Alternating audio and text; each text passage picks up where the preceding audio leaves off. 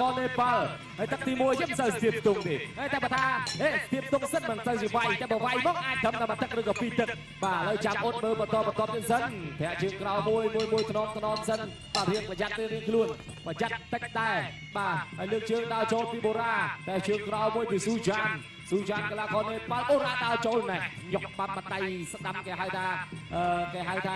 បាទគេហៅថារង្វង់ប្រច័ណ្ឌគាត់ទៅរង្វង់ប្រច័ណ្ឌដ៏សស្អាតរបស់បូរ៉ាមិនទទួលបានប្រអប់បឋមពីគណៈអធិបតីគណៈអធិបតីបានឧបត្ថម្ភជូនទៅដល់កីឡាករបង្គោលក្រហមឃីមបូរ៉ា50ម៉ឺនរៀលបាទតតជើងក្រោយមួយពីកីឡាករស៊ូចានអញ្ញាកដាប្រាប់ឲ្យបុកអាមេមួយបាទបូរ៉ា50ម៉ឺនធ្លាក់ឲ្យហើយថាបើញុកជាងនេះឬក៏ថាមានកែងហូលហិតទេតែក្រែងបានប្រអប់បឋមបន្ថែមណែបូរ៉ាបាទអញ្ចឹងបូរ៉ាក៏រួចក្បាលព្រមឯកភាពតាមអ្វីដែលខ្ញុំនិយាយចាំអ៊ុតមើលបន្តទៅសិនតការប្រកួតនេះបានពេញប្រាប់ទឹកឬក៏យ៉ាងណាគេក៏ហាត់យើងក៏ហាត់កន្លែងណាក៏សាច់បាទគេវាយយើងក៏ឈឺយើងវាយគេក៏ចុកបាទអញ្ចឹងមិនហ៊ានថាមើលស្រាលដៃគូប្រកួតទេកីឡាមានចាញ់មានឈ្នះប៉ុន្តែយ៉ាងណាក៏យើងត្រូវតែឈ្នះគេថាចាញ់ជាព្រះឈ្នះជាមាហើយខ្ញុំចង់ធ្វើជាមាព្រោះត្រូវបានឈ្នះហើយធាក់ទល់មួយចាប់ជើងជាប់តតជើងក្រោយមួយសិនពីស៊ូចានធាក់ទល់ជាបន្តបូរ៉ាក៏គេចផុតបាទគេចផុតហើយដើរចូលអាមួយទាត់កាត់ជួរក្រោមគល់ផ្លូវនេះយកស្មងទៅទាត់តែឈឺណាបាទឈឺមែនតើប៉ុន្តែកីឡាហាត់មិនសូវជាឈឺប្រមាណទេញាក់ចូលជាបន្តទៀតសិនស៊ូចានកំពុងសម្លក់សម្លឹងមិនហ៊ានទៅមើលស្រាលទេធម្មតាបច្ចុប្បន្ននេះសម័យបច្ចេកវិទ្យាយកទាត់កាត់ជើងក្រោមកាប់ជើងទល់ក្រោមលៀងព្រេនបានតិចលើកជើងអាមេមួយពីបូរ៉ាតែលើកជើងចេះគូថាពីចាច់តែលើកជើងចេះបើមិនចេញជង្គង់ក៏ចេញកែងដែរតែបើឌីម៉ា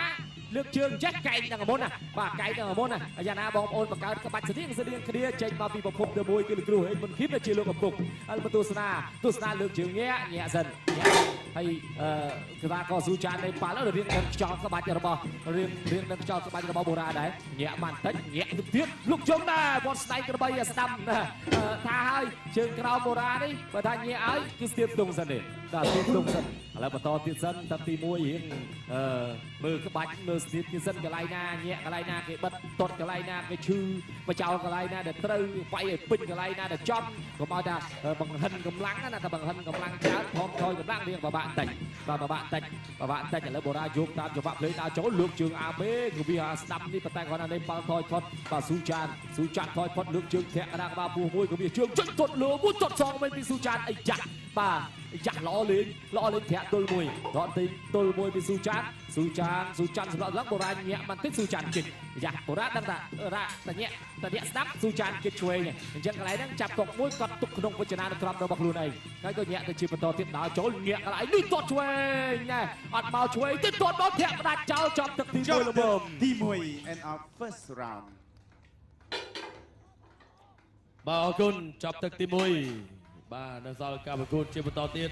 ទឹកទី1ឃើញប៉ុណ្នេះបាទទឹកទី2បងប្អូននឹងអាចឃើញថាបូរ៉ាឬក៏ដៃគូរបស់បូរ៉ាអាចចេញច្រើនជាងនេះបាទអញ្ចឹងត្រៀមតើគ្នាជាបន្តទៀតជាមួយនឹងការប្រកួតបាទជាបន្តទឹកទី1ទឹកទី2ទឹកទី3ជាបន្តទៀតបាទឥឡូវនេះកំពុងតែធ្វើការសម្រាកសម្រួលទៅសៃទៅសូមបន្តិចសិនបាទសម្រាប់កីឡាករទាំងពីរចប់គូនេះទៅជួបជាមួយនឹងការប្រកួតបាទគឺលោតបញ្ញាប៉ះកីឡាករមកពីអ៊ុរ៉ង់យើងក៏លេងបទស្សនាជាមួយនឹងរូបភាពយឺតបង្ហាញជូនបន្តិចសិនបាទលើកញាក់ឆ្វេងទាត់ក្រោមរបស់បូរ៉ាទាត់ក្រោមហើយក៏ទៅបន្តទៀតញាក់1 2ញាក់1 2មួយដៃស្ដាំកន្លែងនេះពីឃីមបូរ៉ាបាទបន្ទាប់ពីចូលមកដៃស្ដាំហើយក៏ទាត់ឆ្វេងរបស់បូរ៉ាទាត់ពីបូរ៉ាហើយក៏ដើរចូលវិញទាត់សងស្ដាំពីបាទស៊ូចាន់អរគុណណាស់ក៏ឈានចូលមកដល់ទឹកទី2អ្នកទឹកចេញក្រៅ second out ទឹកស្អាតណាអាចារ្យនេះក្រត់គុណខ្មែរគុំមិត្តភាពអន្តរជាតិរវាងកម្ពុជានិងនេប៉ាល់ទឹកទី2 round 2បាទរីទស្សនាទឹកទី2អាយ៉ាមើលដៃឆ្វេងរបស់បូរ៉ាអត់អីស៊ូចាន់អស់ចំហដួលបន្តិចបាទគោះដៃគ្នាមួយដើរចូលធាក់ឆ្វេងពីស៊ូចាន់លោកធាក់លោកញាក់1 2បូរ៉ាដើរចូលមួយដៃឆ្វេងស្ដាំរបស់បូរ៉ាមួយដៃស្ដាំសងរបស់ស៊ូចាន់ចាក់ជង្គង់កងចាប់គ្រាកែងបូរ៉ាអាយ៉ាបូរ៉ាចេញកែងឯទឹកទី2អត់ស្រួលទេបូរ៉ាចេញកែងឯទឹកទី2តែដល់ចាក់ជង្គង់របស់បូរ៉ាគ្រារុញបាទលោកអញ្ញាកដាលក៏បបែបាទអរគុណណាស់ទឹកទី2បូរ៉ាចេញបានមួយកែង វត្តមានគណៈអត្តបតីអាយ៉ាឧបត្ថម្ភបន្ថែម50ម៉ឺនរៀល 1 2 3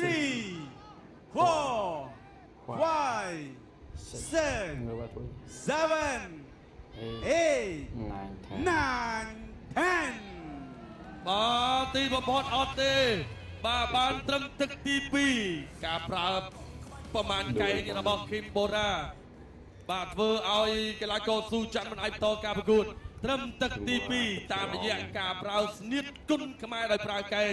វត្តមានគណៈអធិបតីឧបត្ថម្ភទឹកប្រាក់1 លានរៀលបន្ថែមជូនទៅដល់ឃីមបូរ៉ាអញ្ចឹងសរុបបាទគឺ2 លានរៀលបាទអរគុណណាស់បាទទស្សនាជាមួយនឹងរូបភាពនេះបាទទឹកទី2បូរ៉ាចាប់ដើមលេងកែងតែកាលណាចាប់ដើមលេងកែងចាប់ដើម